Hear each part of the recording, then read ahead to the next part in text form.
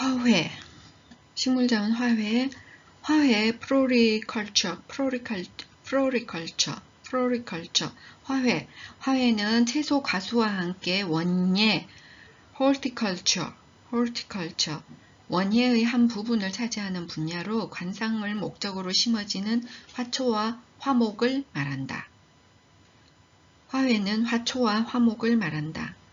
또한 식물이 자라서 개화되는 꽃만이 아니라 식물의 잎, 줄기, 뿌리, 가지, 열매 등이 관상의 대상이 되므로 관상식물이라고 부르기도 한다. 화훼의 화는 꽃을 의미하고 회는 꽃의 배경을 이루는 푸른 바탕과 초화를 뜻한다. 그래서 화훼류에는 화초와 화목이 있고 그걸 다른 말로 관상식물이라고도 한다. 화훼의 특성은 첫째, 대표적인 토지 노동 자본의 집약작물이다. 화훼는 연중 공급을 위해서 재배기술과 고도액 시설이 요구되고, 둘째, 시대와 문화에 따라 소비자의 취향이 다양화되어서 그에 맞는 새로운 품종이 육성되므로 종과 품종이 다양하다. 셋째, 화훼는 소재의 아름다움이 있어 환경을 개선하기 위한 장식으로도 쓰이고 화훼식물을 이용한 활동을 통해서 인간의 정서와 육체를 치유하는 기능을 가지고 있다. 넷째, 아름다움을 추구하는 꽃은 남녀노소 국적을 막론하고 기호도 측면에서 공통점이 있다. 화훼의 특성은 첫 번째, 토지 노동 자본의 집약작물이다. 둘째, 종과 품종이 다양하다. 셋째, 환경을 개선하기 위한 장식으로도 쓰이고 아름다워서. 넷째, 정서와 육체를 치유하는 기능으로도 쓰이고. 넷째, 남녀노소 할 것 없이 모두 다 좋아하는 측면이 있다. 치유농업에 주로 활용이 되는 화훼류에는 초화류, 관엽류, 허브류 등을 활용할 수 있다. 초화류에는 메리골드, 펜지, 봉선화, 국화, 튤립, 관엽류에서는 스킨답서스, 스파티필름, 틸란드시아, 몬스테라, 자그무, 허브류에는 라벤더, 로즈마리, 유칼립투스, 페퍼민트, 캐모마일, 다육식물 순으로 알아보려고 한다.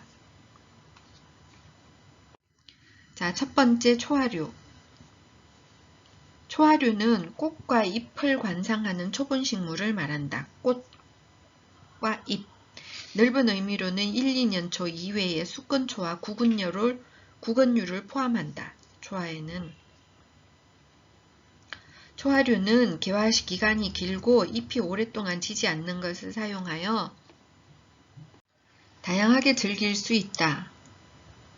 특히 우리나라에는 산과 들에서 자라는 야생 초화류가 많다. 초화류는 종류에 따라서 씨앗, 모종, 알뿌리, 포트 등 다양한 형태로 구입하여 이용할 수 있다. 첫 번째, 메리골드. 메리골드는 영어로도 메리골드이고 다른 말로 공작초라고도 하는데 기본 특성은 메리골드는 학명이 타게트스는 메리골드 속이라는 뜻인데 타게트스는 국화과의 1년초이다. 메리골드는 은거식과 국화과의 1년초이다. 원산지는 뉴멕시코. 외성종인 프렌치 메리골드와 아프리카 메리골드가 있다. 꽃은 4월에서 10월에 걸쳐서 피고 메리골드 지금 우리 밭에도 심겨져 있지. 4월에서 10월에 걸쳐서 피고 지금도 4월에 심어놨는데 아직도 꽃이 피어 있어요. 노랑, 주황색으로 키와 종류가 다양하다. 꽃잎 모양이나 색상이 화려하고 잎에 기름샘에서 나는 독특한 향이 있다. 화단식물로 많이 이용되고 절화 소재로 이용되기도 한다. 절화 소재로도 많이 이용한다. 메리골드는 상대적 단일식물로 꽃눈 형성에는 일장의 영향이 적지만 꽃눈 발육은 단일에서 촉진되고 장일에서는 억제된다. 그러니까 어떻게 해야 돼? 단일에서는 꽃눈 발육이 촉진되는데, 그러니까 8시간에서 10시간 정도만 햇빛 봐야지 계속 불 켜놓으면은 꽃눈이 안 생긴다는 거지. 상대적인 단일 식물이니까. 자, 메리골드 활용은 어떻게 할 거냐? 메리골드는 생육이 용이하고 벌레를 제거하는 효과가 있어서 정원이나 노지 몇 곳에 심어 바꾸면 주위에 있는 벌레를 쫓는 효과가 있다.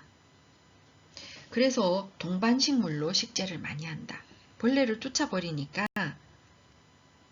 메리골드를 같이 심어주면 좋지. 동반식물로 식재를 많이 한다. 초여름부터 설이 내리기 전까지 긴 기간 동안 꽃을 피우는 특징이 있다. 초여름부터 설이 내릴 때까지. 그러니까 설이는 언제 내려? 가을 지나야 내리니까 내도록 꽃이 펴 있는 거지. 관상을 오래 할 수 있는 특징이 있다. 치유농업 활동으로는 메리골드는 종자받기, 파종하기, 모종 심기, 수확하기 할 수 있고, 메리골드 꽃차 만들기, 메리골드로 염색하기 이런 걸 할 수 있다.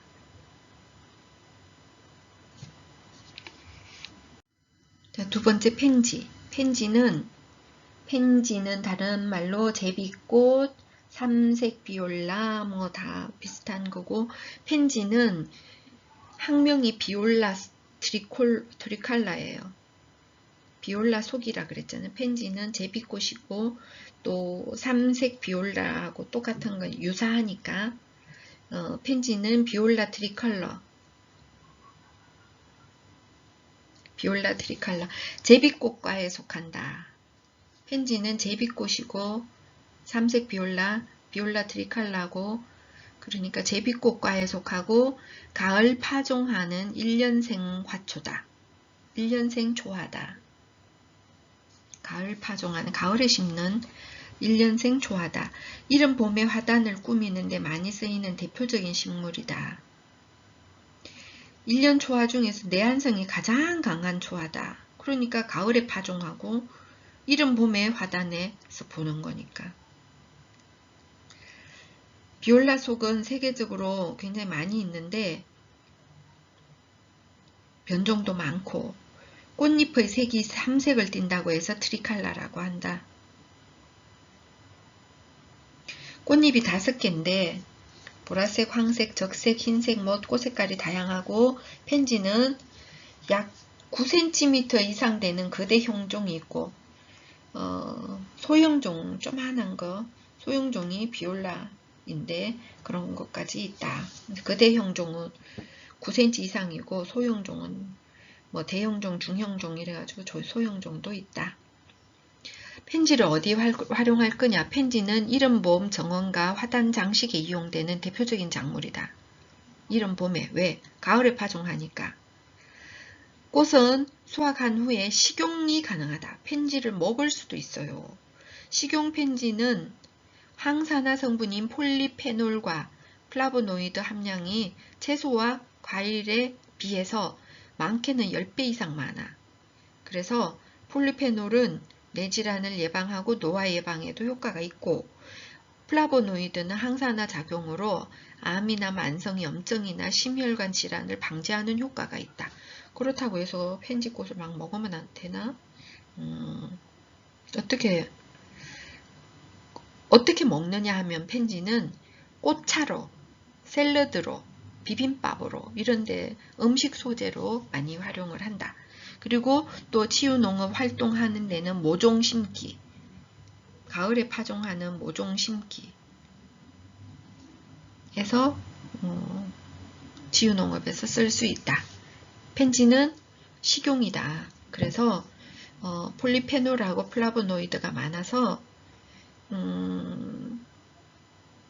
폴리페놀은 뇌질환 예방하고 노화 예방하고, 플라보노이드는 항산화 작용이 있어가지고 암과 만성염증, 심혈관 질환을 예방하니, 그래서 펜지로 꽃차를 먹고 샐러드 먹고 비빔밥 먹으면 된다.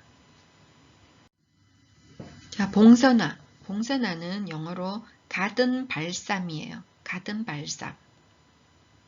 봉선화는 다른 말 봉숭아, 그리고 impatience,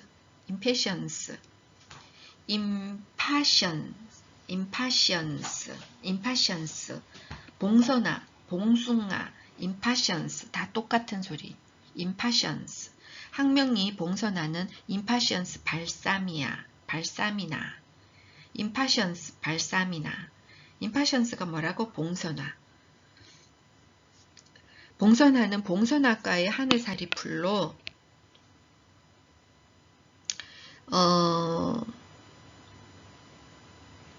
꽃은 5개의 꽃잎을 가지고 있고 열매는 삭과로 잔틀이 있다. 삭과가 뭐지? 줄이 이렇게 있어가지고 건드리면 탁 터지는 삭과. 그래서 삭과로 봉선아는 열매가 잔틀이 있고 익으면 갑자기 벌어져서 황갈색의 작은 씨가 튀어나온다. 열매가 녹색을 잃으며 노란빛을 띠면 받을 준비를 한다. 너무 익으면 건드리자마자 바로 터진다. 왜? 삭과니까. 삭과는 이렇게 줄이 있어가 건드리면 터지는 거니까. 그래서 봉선아는 가든 발삼, 봉숭아, 임페이션스는 봉선아는 재배가 용이하고 꽃과 잎을 이용한 손톱 물들이기 그리고 과거 회상하는 데 많이 활용할 수 있고 그리고 그리스 신화에서 황금사과 절도 혐의를 뒤집어 쓴 여신이 이 꽃으로 화했다는 이야기가 있다. 그래서 열매가 탁 터지는 이유는 절도 혐의를 받았는 게 억울해가지고 탁 건드리면 결백을 보여주기 위해서 확 터져버린다. 그래서 꽃말이 나를 건드리지 마세요. 터치미낫 시다. 봉선아는 활혈, 진통, 소종의 효능이 있어서 석관성 관절통, 월경통, 임파선염 치료제에 사용된다. 임파션스가 참는 거, 환자 이런 거하고 페이션스하고 비슷하잖아. 못 참는 거잖아. 페이션스가 참는 환자 이런 뜻인데 앞에 이미 붙었으니까 임페이션스 못 참는 거야. 그게 터지는 거야. 삭과라는 뜻이지. 임페이션스. 그 다음 그래서 못 참아. 뭐 어떻게 못 참아? 통증을 못 참아. 그래서 통증의 치료제야. 봉선아는. 치유농업 활동으로는 봉선아는 과거 회상하기, 손톱 물들이기, 손수건이나 가방 염색하기 이런 거에서 활용할 수 있다. 자, 그 다음 국화. 국화는 영어로 크리산티눔. 그래서 국화는 학명도 크리산티눔이야. 국화속, 크리산티눔. 관상용으로 널리 재배되고 원예 품종으로 많이 쓰이지. 꽃은 두상화야. 줄기 끝에 피는 두상화. 그리고 가운데는 통상화, 주변에는 설상화가 있다. 그리고 설상화는 암술만 가진 단성화이고 통상화는 암수술을 모두 달고 있는 양성화다. 꽃의 지름에 따라서 18cm 이상이면 대륜, 9cm 이상이면 중륜, 그 이하인 것은 소륜이라고 해서 꽃이 종류가 다양하게 많아요.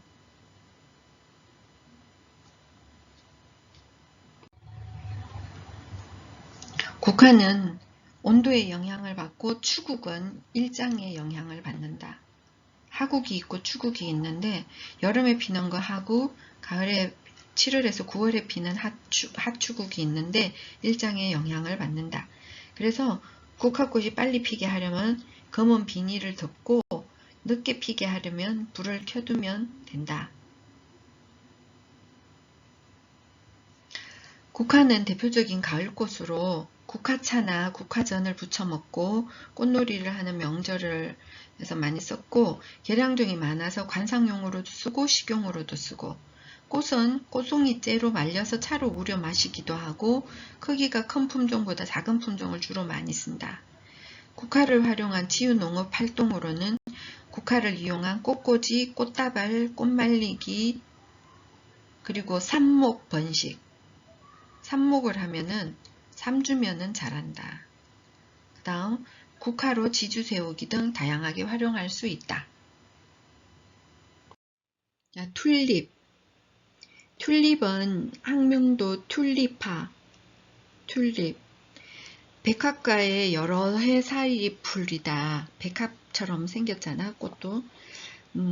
같은, 이렇게 뭉쳐서. 무릇 상사화라고 할 수 있는 산자고 속이다. 산자고 속 식물의 총칭이고, 울금향이라고도 한다. 튤립은 울금향이라고도 하고, 산자고 속 식물의 총칭이기도 하다. 튤립은 내한성 구건초, 가을에 심으면 4월이나 5월에 종 모양의 꽃이 핀다. 내한성 구건초, 가을에 심으면 4월이나 5월에 종 모양의 꽃이 핀다. 나리꽃 등과 더불어서 알뿌리로 번식하는 식물이다. 튤립은 온도가 높은 낮에는 꽃잎을 열고 온도가 낮은 저녁이 되면 꽃잎을 닫는 운동을 한다. 튤립의 국어는 유피인경, 양파처럼 가을에 정식해서 일정 기간 저온을 받아야 봄에 개화하는 유피인경이다. 인경, 양파처럼. 튤립은 어떻게 활용하느냐? 튤립은 대표적인 추식 구건 식물이다. 가을에 심는다는 거지. 추식 구건 식물이고 화단이나 분화나 절화로 이용될 수 있고, 화단에 심는 실외 화단이나 분화라 그러면 화분에 심는 거, 절화는 꽃을 줄기채 잘라서 이용하는 식물, 절화도 가능한, 세 개가 다 가능한 꽃이다. 가을이 되어서 다시 심을 때까지 추식 구건이니까 통풍이 잘 되는 서늘하고 그늘진 장소에 매달아서 보관하도록 한다. 튤립을 치유농업에 사용할 때는 튤립 번식시키기. 튤립은 번식시키는 방법이 분구야. 분구는 알뿌리기잖아. 그래서 비대해진 구건을 번식에 이용하는 방법으로 완전한 개체로 발달할 수 있는 번식기관이면서 종자와 비슷한 기능을 가진다. 구건은 인경, 구경, 괴건, 건경이 있는데, 분구는 구를 분리하여 번식하는 분리법과 여러 개를 절단하여 번식하는 절단법이 있는데, 마늘, 양파, 백합, 튤립, 수선화 이런 거는 인경이야. 그러니까 짧은 줄기에 양분이 저장된 두꺼운 잎이 빽빽하게 붙은 땅속 줄기로 분구한다는 거지. 짧은 줄기에 양분이 저장된 두꺼운 잎이 빽빽하게 붙은 땅속 줄기로 분구, 알뿌리기를 한다. 그 다음 튤립은 수확하고 난 다음에 저장하기. 저장은 어떻게 한다고? 저온에 서늘한 그늘에 잘 걸어서 말리는 방법이다. 자, 관엽류. 화훼 두 번째 관엽류. 관엽식물은 열대, 아열대 원산이 주류이고 잎이 주 관상의 대상이 되는 식물을 관엽이라고 하고, 햇빛이 부족한 실내에서 기르는 것도 가능해요. 관엽식물은 주로 이런 특성이 있다. 첫 번째, 햇빛이 많은 열대지방을 연상하기 쉽지만 우리가 실내에서 이용하는 열대, 아열대 원산의 식물은 오히려 온대 원산의 식물보다 빛을 적게 필요로 한다. 그러므로 햇빛이 적은 실내 조건에서 관엽식물을 기르기에 적합하다. 둘째, 대부분의 관엽식물은 높은 공중 습도를 요구한다. 그래서 건조한 생활 환경이 문제가 된다. 특히 겨울철 난방할 때 공중 습도가 낮으므로 습도를 조절해 줘야 된다. 관엽식물은 겨울에 난방할 때는 습도를 조절해 줘야 된다. 첫 번째는 햇빛이 적은 실내에서도 잘 자라는데 겨울에는 공중 습도가 낮으면 습도를 조절해 줘야 된다. 얘들한테. 셋째, 내한 온도가 높은 관계로 사계절이 있는 우리 환경은 식물이 요구하는 환경을 제공할 필요가 있다. 그래서 침실이나 거실이나 이런 데 내한 온도가 높은 관계로 현관이나 베란다나 실내 공간별로 온도 차이가 있다는 것을 알아야 된다. 추위에도 잘 견딘다는 뜻이지. 내한 온도가 높은 관계로. 아닌데. 내한 온도니까 한 더울 한자인가?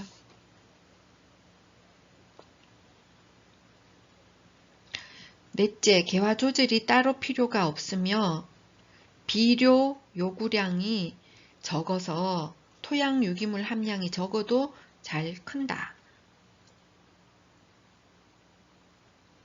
그 온도 차이는 기화열 사용을 해서 공기순환을 함으로 실내 온도를 0.7도씨 정도 낮춰주면 된다.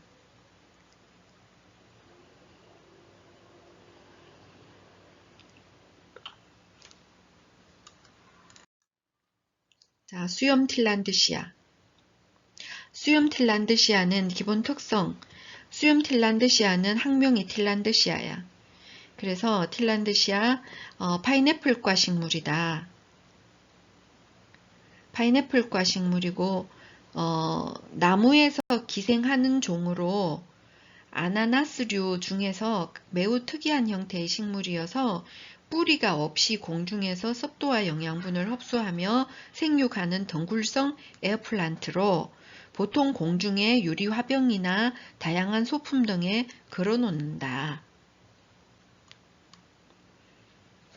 수염 틸란드시아의 길이는 대개 5m까지 자라고 그래서 겉면은 은백색의 비늘 털로 덮여 있고 이 털은 공기 중에 수분을 흡수하는 역할을 한다.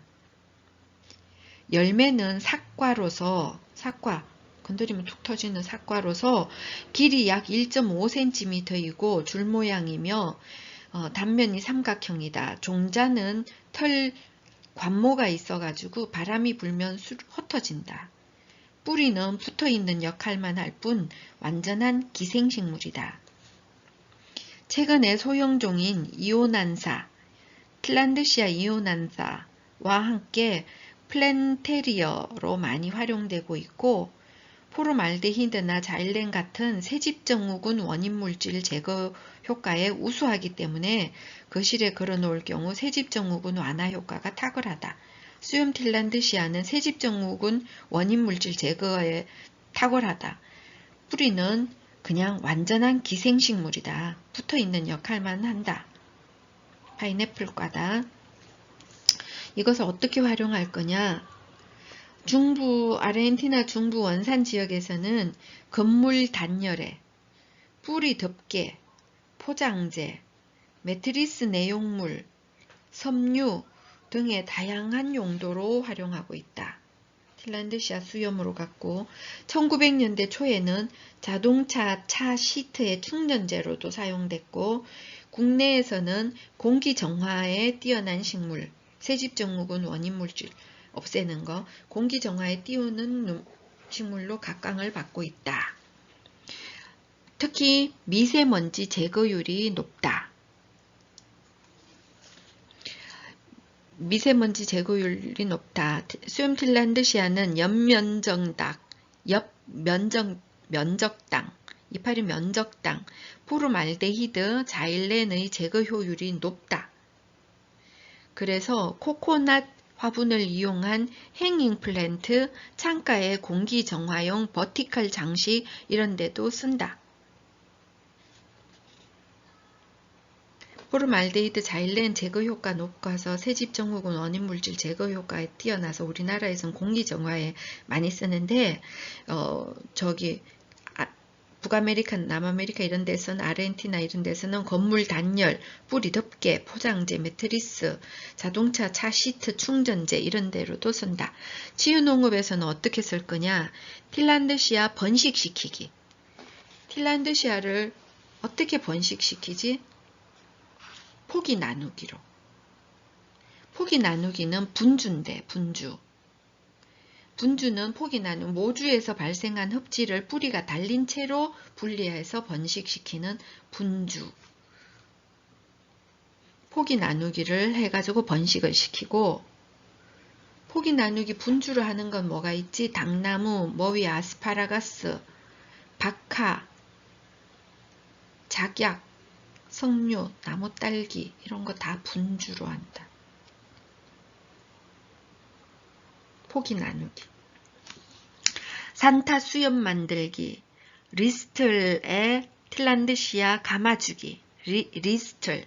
이게 목에 거는 것처럼 이런 리스틀의 틸란드시아 감아주기. 그러면 리스틀은 틀에 틸란드시아 감아주는데 리스틀은 뭘로 만들지? 보통은 찔레나 다래로 틀을 만든다. 스파티필름. 스파티필름은 기본 특성이 스파티필름, 학명도 스파티필름이야.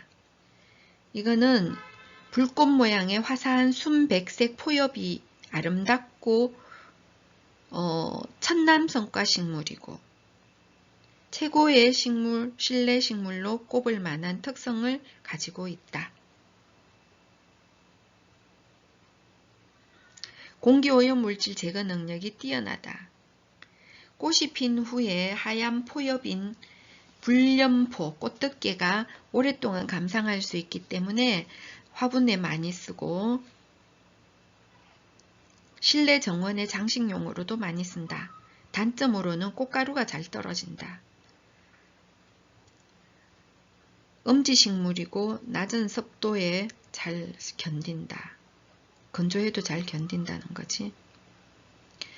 꽃은 흰색의 육수화서, 핫도그 모양의 육수화서가 있고 이거는 꽃자루가 없이 작고 많은 꽃이 밀집한 꽃차례를 말하는데 육수화서, 핫도그 모양 육수화서이고 그것을 둘러싼 불렴포가 있다. 스파티필름을 어떻게 활용할 거냐? 스파티필름은 실내에서 꽃을 피우는 몇 안 되는 관엽식물이어서 치유농업 프로그램에서 인기가 높고 어떤 용토에서도 잘 자라지만 수경재배법에서도 키우기 적합하다. 그리고 스파티필름은 정산을 많이 하기 때문에 겨울철 건강을 위한 프로그램에도 활용한다. 건조한 곳에서도 잘 자라고 정산을 많이 하니까 겨울철에 습도 유지에도 좋다 이런 뜻인 것 같은데 스파티필름은 알코올, 아세톤, 트리클로에틸렌, 벤젠, 포르말데히드 이런 다양한 공기 오염 물질 제거 능력이 뛰어나다. 실내 정원 조정에도 많이 쓰고 수경 장식으로도 많이 활용한다. 치유농업에서는 어떻게 활용하나? 스파티필름은 이식하기. 이식은 어떻게 하지? 구덩이 파고 이식해야지 뭐. 혈식을 해야겠네. 과수, 수목, 꽃나무 등은 다 혈식을 하니까 혈식하는 거, 구덩이 파, 구덩이혈, 혈식하는 거, 이식하기 혹은 수경 재배하기, 미니 정원 만들기, 그리고 분주로 번식하기, 뿌리가 달린 채 떼어내서 심는다. 스파티필름은 뭐 한다고? 분주를 한다고.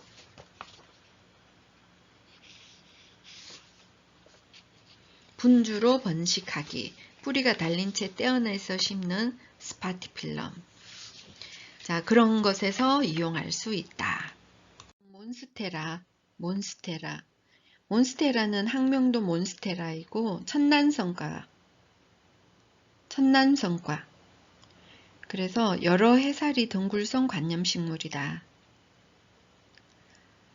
생육 초반에는 구멍 없는 잎이 나오지만 점점 새 잎이 나오면서 구멍이 나오고 그 다음에는 갈라진 잎이 나온다. 왜? 다른 잎에 빛을 받을 수 있도록 하기 위해서. 품종은 많이 있는데 몬스테라 텔리시오사 뭐 그런 것이 있다. 덩굴성 식물로 다른 나무를 타고 올라가며 아래에 있는 자신의 잎들에게 빛을 나눠주기 위해서 잎이 뚫려 있다. 몬스테라가 덩굴성 식물이다. 자, 천남성과 활용. 어디에 활용할 거냐? 몬스테라의 잎 크기와 형태는 관상 가치가 높고 번식이 용이한 식물이다. 그래서 몬스테라 줄기의 마디에 생장점이 많이 있어서 생장점을 포함한 마디를 잘라 흙에 파묻어 주거나, 그게 뭐야? 잘라가지고 파묻어 주는 거, 삽목, 끝꽂이, 삽목, 몬스테라. 그리고 물에 꽂아주면, 물꽂이, 수경재배하면 뿌리가 나서 번식을 하게 된다. 기건이나 마디줄기가 달려있는 것은 번식이 되지만 마디줄기 없이 잎대만 있으면 그냥 감상만 하고 번식은 안 된다. 마디줄기가 있어야 돼. 마디줄기에 생장점이 있어서 가능한 거니까. 그래서 치유농업을 할 때는 한 줄기 포장하기, 그리고 줄기 번식시키기. 그게 뭐야? 줄기 번식시키기. 삽목.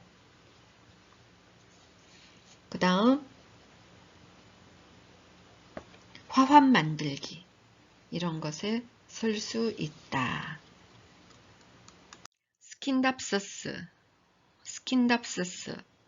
스킨답스스의 학명은 에피프레넘.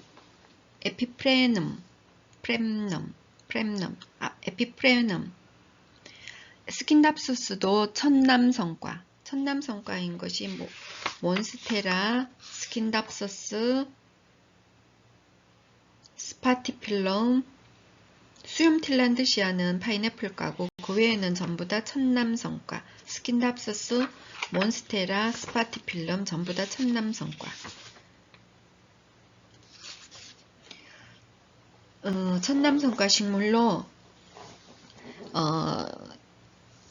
나무에 붙어 자란다 라는 뜻이다. 스킨답스스는 나무에 붙어 자란다. 덩굴성 관엽식물이지. 몬스테라도 덩굴성 식물이었는데 스킨답스스도 덩굴성 관엽식물이고 실내의 어두운 곳에서는 잎의 무늬가 없어진다. 음지에서도 강하게 잘 자라지만 실내에서는 어두운 곳에서는 잎의 무늬가 없어지고 무늬가 있는 아름다운 잎으로 키울 때는 다소 밝은 곳에 두어야 한다. 스킨답스스의 줄기는 부드러운 덩굴성이고 잎은 심장형이고 골든 포토스로 불리운다.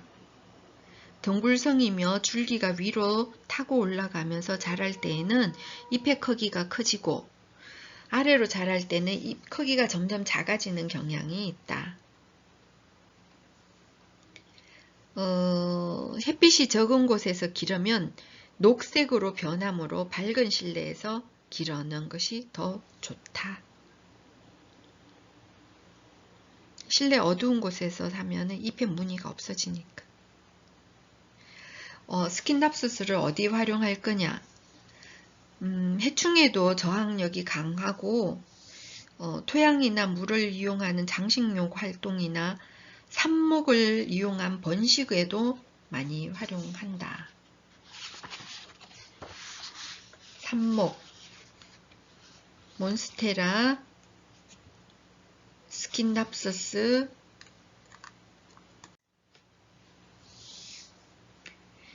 벽면 녹화용으로 정사 안정을 위해서 그런데도 많이 쓰고 있고 벽면에 녹화용으로도 많이 쓰고 실내 원예를 처음 시작하는 초보자들에게 최적의 실내 식물이다. 잘 자라니까 일단 초보자들에게는 자부심과 자신감을 갖게 해주는 식물이다. 스킨답스스는 일산화탄소 제거량이 매우 높아서 실내 공기 정화 목적으로 실내에 배치를 한다. 일산화탄소 제거를 잘하는 식물은 스킨답스스, 안스리움, 돈나무, 점란, 쉐플레라, 백냥금 이런 것들이 일산화탄소를 잘 제거하는데 스킨답스스는 그의 어뜸이다. 그래서 일산화탄소 제거량이 가장 우수하고 어두운 공간에서도 잘 자라기 때문에 일산화탄소가 제일 많이 발생하는 주방에 두는 것이 좋다. 또한 스킨답서스는 잎의 왁스층이 발달되었는데 이 왁스층에 미세먼지가 붙는 원리에 의해서 미세먼지가 제거된다. 치유농업 활동으로는 삽목 번식하기. 스킨답서스는 삽목 이용 많이 하니까 삽목 번식하기, 그리고 수경 재배하기, 그리고 거리용 화분, 유인식물로 활용하기, 토피어리 공 만들기 등에 활용할 수 있다. 자금우. 자금우는 영어로 말베리. 자금우 학명은 자금우 속, 모가나무, 자금우 속인데 알디시아.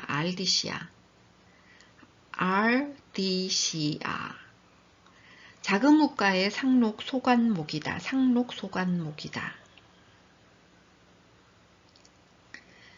꽃은 암수 한몸 양성화로 6월에 흰색 꽃이 피고 꽃차례는 잎 겨드랑이 또는 정생이고 우산 모양 꽃차례다. 그것이 달리고 우산 모양 꽃차례로 달리고 밑으로 늘어진다. 꽃차례에 샘틀이 있다.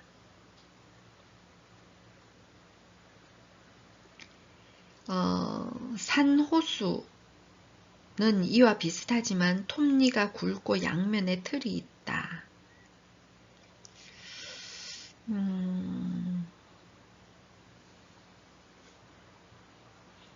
이 자금우를 어디에 쓸 거냐? 자금우는 실내에서 생육이 잘 되는 관엽식물이어서 빨간 열매를 가을부터 이듬해 이른 봄까지 계속 피어있는 꽃이다. 식물이다. 관상할 수 있다. 그래서 가을부터 봄까지 계속 꽃이 피어있는 것이 자금우. 자금우는 노인성 만성 기관지염에 진해 거담 작용이 높게 나타나고 있다.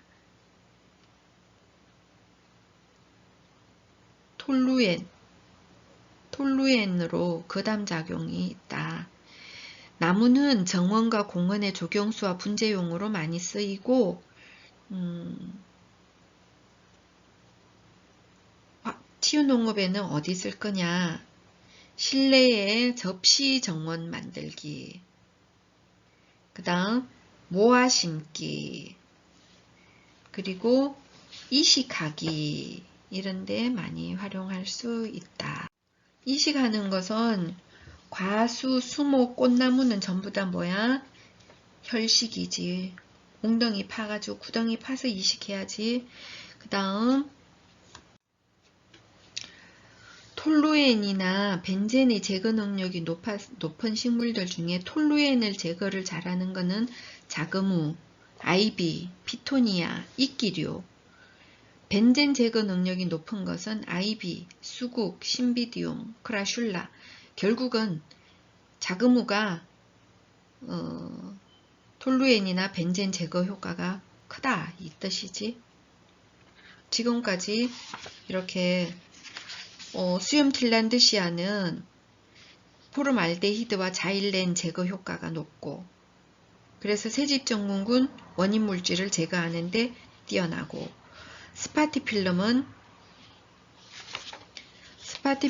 알코올, 아세톤, 벤젠, 포름알데히드 이런 거 오염물질 제거 능력이 뛰어났고 몬스테라는 그런 거 없었고 단지 몬스테라는 삽목할 수 있다는 거, 그 외에 공기 정화 효과는 크게 없었고, 그 다음 스킨답서스는 포름알데히드를 제거하고 또 일산화탄소 제거하는 것이 높다. 그래서 일산화탄소 제거량은 스킨답서스가 제일 높고 그 다음 자금우는 톨루엔 제거하고 벤젠 제거가 높다.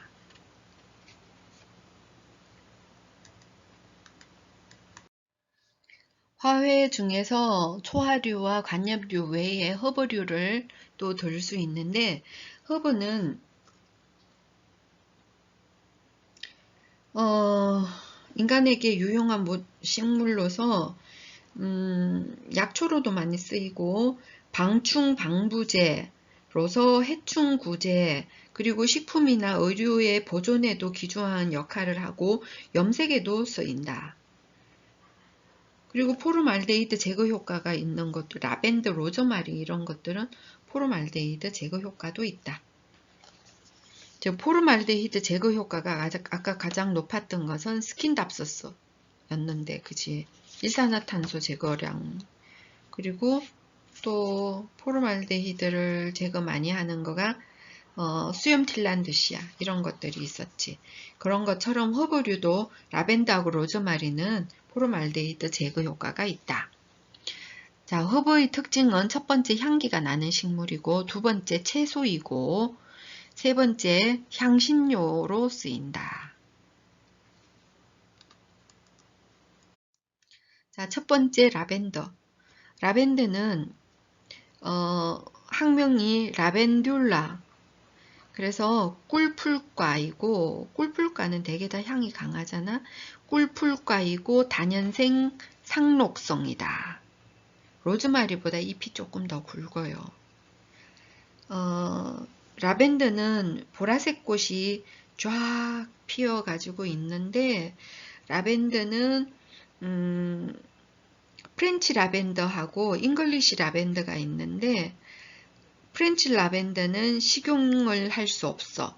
근데 잉글리시 라벤더는 식용이 가능하고 추위에 강하고 노지에서 월동도 되고, 그래서 잉글리시 라벤더는 식용이 가능하다.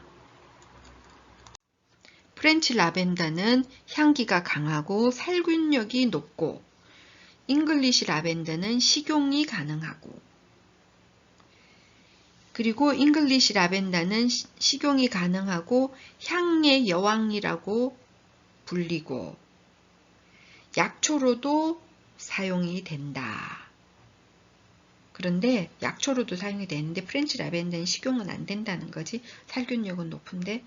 자, 에센셜 오일은 수정기 정류법을 이용해서 추출 부위는 주로 꽃이나 전초를 이용해서 만든다. 라벤더를 어디에다가 활용하느냐? 라벤더 에센셜 오일은 캐모마일과 함께 어린이부터 노인까지 안심하고 사용할 수 있는 대표적인 릴렉서 향이다. 그 효능이 다양하고 쓰임새가 많아서 만능 에센셜 오일이라고 말한다. 숙면도 도와주고, 라벤더는 불면증, 심신안정, 감기, 여드름과 피부관리, 화상, 벌레 물림, 고혈압에 이르기까지 쓰임새가 다양하다. 라벤더는 불면증을 막기 위해서 쓸 때는 반신욕이나 전신욕이나 베개 속에 쿠션에다가 라벤더를 넣으면 되고, 심신 안정을 시킬 땐 티슈나 손수건, 아로마 램프, 수정기 이용해가지고 심신 안정을 돕고, 감기에도 쓸 수 있고, 또 피부관리, 여드름에는 비누나 화장품으로 라벤더 화장품을 만들어서 쓰고, 또 화상에는 원액이나 냉스포를 만들어서 쓸 때와 라벤더를 같이 쓰기도 하고, 원액을 이용하면 벌레 물림에도 약으로도 쓸 수 있고, 티슈나 손수건, 아로마 램프, 수정기 이용해가 고혈압에도 진정작용에 도움이 된다라고 하네. 꿀과 라벤더 꽃을 넣은 용기에 끓인 물을 넣어서 우려내서 마시면 숙면을 취할 수 있다. 그 소리가 뭐야?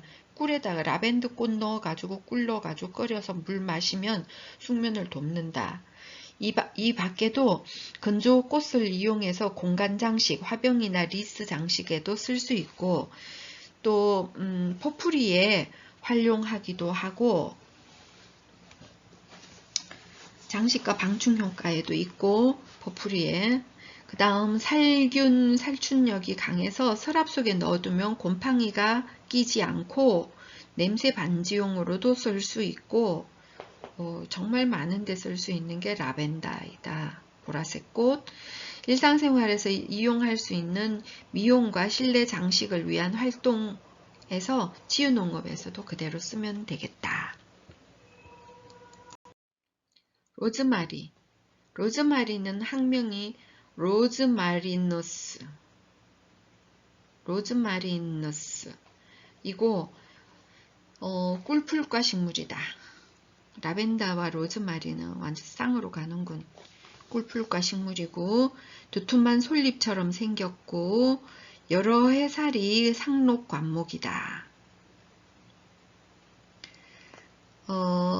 에센셜 오일을 만들면 미들노트이래. 수증기 정류법으로 추천 미들노트. 미들노트가 뭐야? 향이 천천히 들어오는 거. 탑노트인 거는 유칼립투스 같은 거는 탑노트, 향이 확 들어오는 거. 그래, 로즈마리는 미들노트이고 이걸 어떻게 쓰느냐? 로즈마리는 꽃이나 잎을 살짝 건드리기만 해도 짙은 향기를 풍긴다. 두툼한 솔잎처럼 생긴 거. 살균작용, 소독작용, 방충작용, 산화 방지작용 이런 게 있기 때문에 식품 보존을 돕고 로즈마리는 식품 보존을 돕는다. 상큼하고 강력한 로즈마리 향은 기억력과 집중력을 높여준다.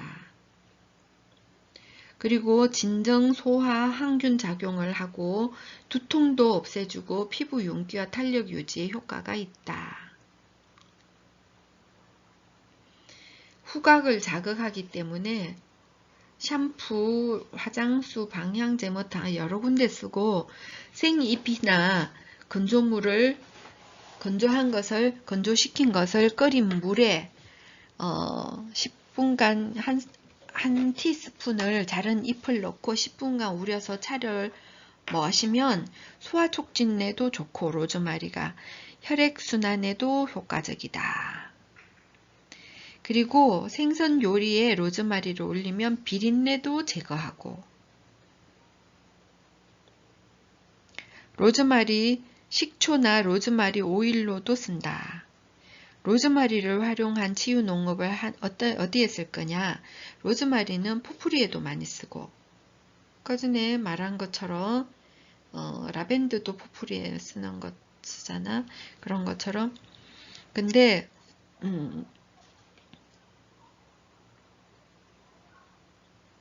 라벤더는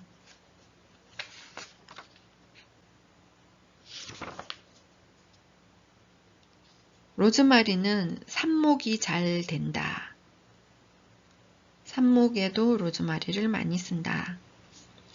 식초와 오일 만들기에도 쓴다. 치유 농업에서 삽목하고 포프리하고 만들고 식초하고 오일 만드는데도 로즈마리를 쓰면 되겠다. 유칼립투스. 유칼립투스는 학명이 유칼립투스야. 호주에서 널리 재배되는 나무 중에 하나인데 도금양과, 유칼립투스는 도금양과, 이 책에서 유일한 도금양과이고 이거는 꽃이 피기 전에 꽃받침이 꽃의 내부를 완전히 둘러싸고 있다. 그래서 유가 뭐야? 잘 커버, 둘러싸다 이런 뜻의 의미로 유칼립투스는 꽃이 피기 전에 꽃받침이 꽃의 내부를 완전히 둘러싸고 있는 것에서 유래되었다. 유칼립투스는 발전이나 성장을 의미한다.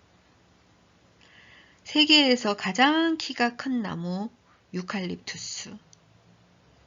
끝도 없이 계속 내려와. 자, 이 유칼립투스는 어디에 쓰느냐? 만병통치약이었다. 옛날에 오스트레일리아 원주민에게 유칼립투스 오일은 수증기 정류법으로 잎에서 추출하고 탑노트로 휘발성이 굉장히 강하다. 시네올을 바탕으로 여러가지 식물 화학 성분이 들어있는 휘발성 오일이 풍부해가지고 호흡기 질환이나 상처 감염 치료, 통증과 염증 치료, 만병통치약으로 유칼립투스가 사용이 되었다. 그 성분이 뭐라고? 시네올. 시네올이라는 것이 유칼립투스, 세계에서 가장 키 큰 나무인 유칼립투스에서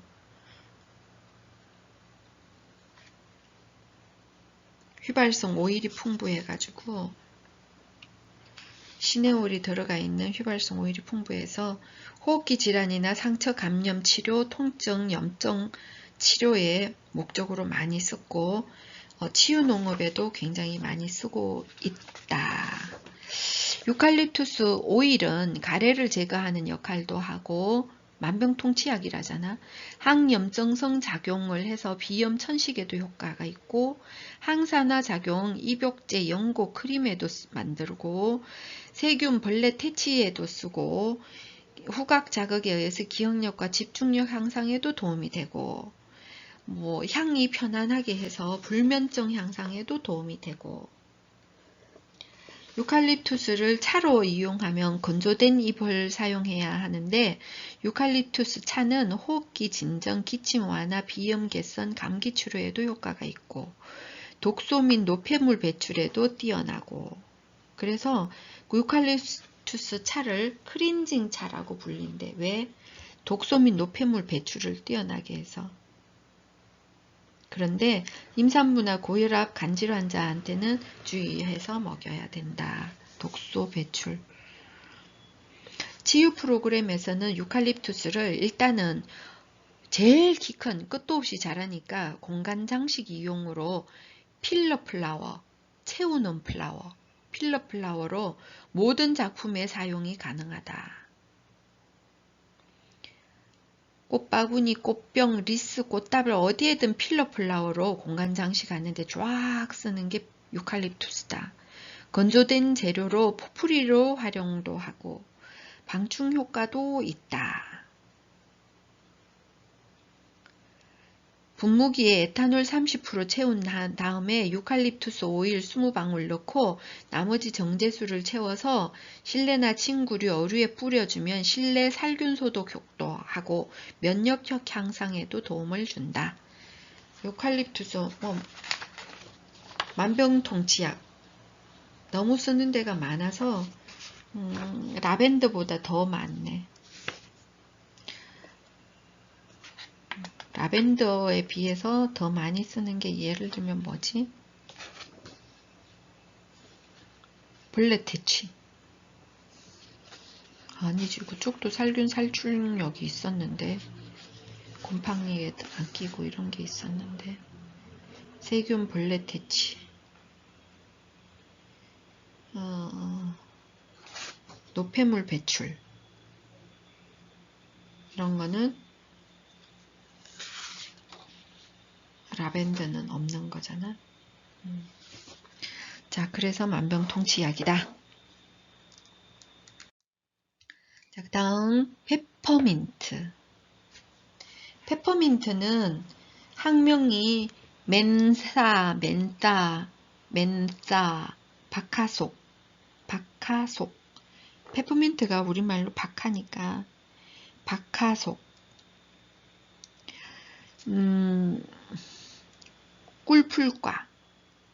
꿀풀과는 향기가 나는 거, 그치? 꿀풀과, 로즈마리, 라벤더, 페퍼민트가 다 똑같은 꿀풀과, 여러 해살이 풀, 기화식물이다. 강한 향이 있는 기화식물이다. 내한성이 약하고 생산성이 적지만 민트는 대표적인 다년생 허브로 종류가 많다. 상쾌한 방향 성분은 거의 만능의 효과를 가진다. 요리에 쓰는 사과향의 애플민트, 청량감이 강한 스피어민트, 페퍼민트, 강한 향을 가진 오데코롱 민트 이런 것들이 있다. 페퍼민트를 어디에 쓰느냐? 페퍼민트는 바카라는 이름으로 잘 알려져 있고 식용과 약용을 비롯해서 방향제, 향수로도 많이 쓴다. 그리고 정신적 피로와 스트레스를 해소하는 기능이 있고 겁성 편두통, 건육통, 코막힘, 두피 가려움증 해소, 세균, 벌레 퇴치, 어이구 참 못하는 게 없어요. 기억력과 집중력 향상, 화장품, 비누, 목욕제. 식후 또는 열감기가 시작될 때는 페퍼민트 허브차를 따뜻하게 우려내어 마시면 좋고 머리를 맑게 해주고 잘게 다진 프레시 페퍼민트 한 작은 수구를 끓인 우유에 넣어서 5분 후 따뜻할 때 마시면 진정 효과로 숙면 효과도 있고 토경과 수경을 이용한 실내 장식으로도 활용한다. 그래서 페퍼민트는 치유농업에 어디 쓰느냐? 오일로도 쓰고 방향제로도 쓰고 음료수 만들기에도 쓴다. 차를 많이 마시니까.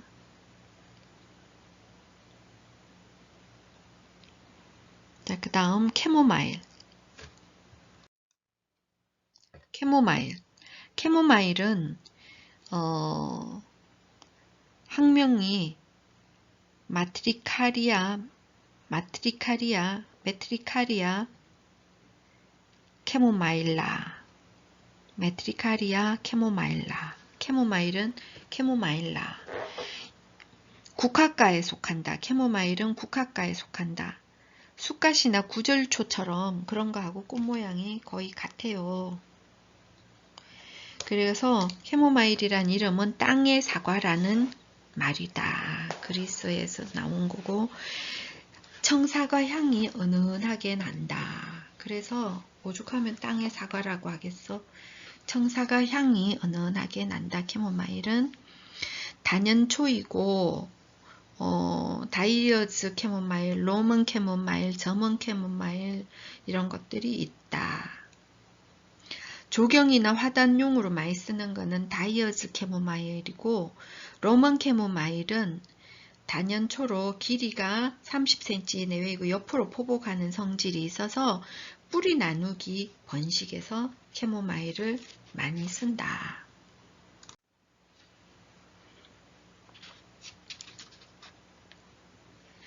이 캐모마일을 어디에 쓰느냐?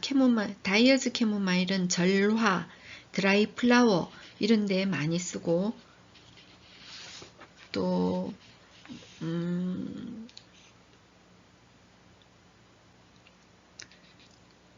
생꽃이나 건조한 꽃만을 이용해 가지고 차로 이용하고 생꽃이나 건조한 꽃만을 차로 이용하고 꽃이 핀 지 2, 3일째가 향기가 좋고 맛이 있다. 체온을 따뜻하게 해주고 발환작용을 해줘서 감기에 기운이 있을 때 좋고 페퍼민트와 함께 차로 마시면 좋다. 국화꽃 띄우라는 거야? 국화 비슷한 꽃을. 긴장을 풀며 진정작용에 효과가 있다. 소화 촉진에도 좋고 숙면에도 좋고 짜증이 나거나 화가 날 때 정신적 긴장을 완화시키는 데도 좋다. 이 밖에도 구절초와 같이 예쁜 꽃이 피는 캐모마일은 라벤더, 민트 등과 함께 같이 심어서 꽃색을 조화시켜서 허브 정원을 풍성하게 연출할 수 있다. 캐모마일은 식물의 의사라는 애칭을 갖고 있듯이 옆에 다른 식물을 심으면 병에 걸리지 않고 건강하게 잘 자란다. 상생동반하는 식물이다. 캐모마일이. 식물의 의사라는 말이 붙을 정도로 다른 식물들 병에 안 걸리게 한다. 그리고 아파 장식에도 쓰고 포프리에도 많이 활용을 한다. 캐모마일을 이용한 치유농업 활동은 파종하기, 수확하기, 꽃을 이용한 포프리 만들기, 차 만들기, 아파 장식하기 뭐 그런 데서 쓰면 된다. 자, 그러면 상생 동반 식물이라고 그러면 컴패니언 플란트, 동반하는 식물.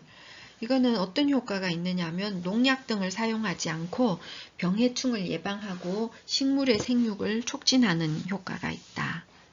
예를 들면 메리골드, 한련화, 차이브, 바질, 파슬리, 마늘, 고추 이런 것들이 있는데 메리골드, 그럼 캐모마일은 상생 동반 한다며.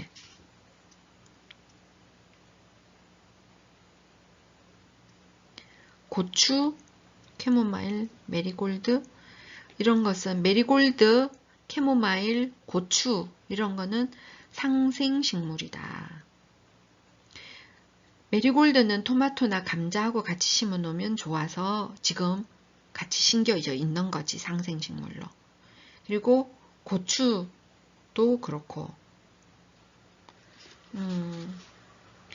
식물의 의사라고 하는 캐모마일도 상생 동반 성장하게 하는 것이다. 네 번째, 다육이. 다육은 선인장이 대표적인 다육식물인데 시원한 밤에 기공을 열어서 광합성에 필요한 이산화탄소를 흡수 저장한다. 이와 같은 식물을 캠식물이라고 하는데 CAM, 캠식물은 이산화탄소 흡수와 방출이 일반 식물과 시간적으로 정반대이므로 실내에 선인장이나 다육식물을 도입하면 야간의 이산화탄소 농도를 감소시킬 수 있다.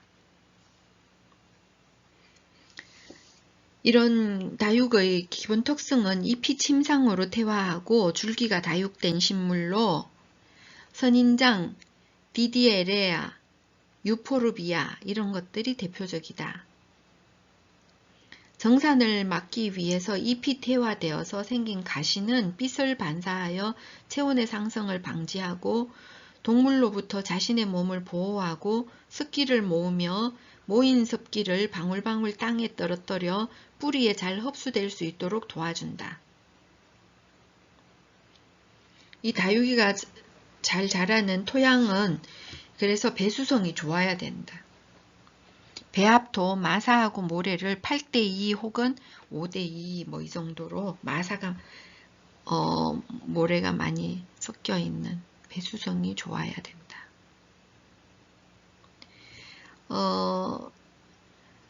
대표적인 종류로 다육의 산세베리아 속,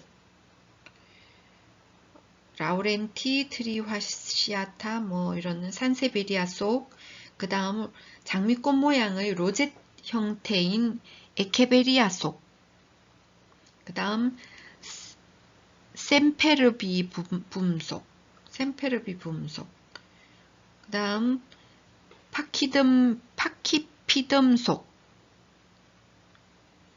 그 다음 세듬 속, 에오니움 속, 탑 모양으로 자라는 크라슐라 속 이런 것들이 있다. 이 어디에다가 활용을 할 거냐 다육을. 다육식물은 자라는 속도는 느리지만 엽삽 등 삽목으로 번식이 용이하고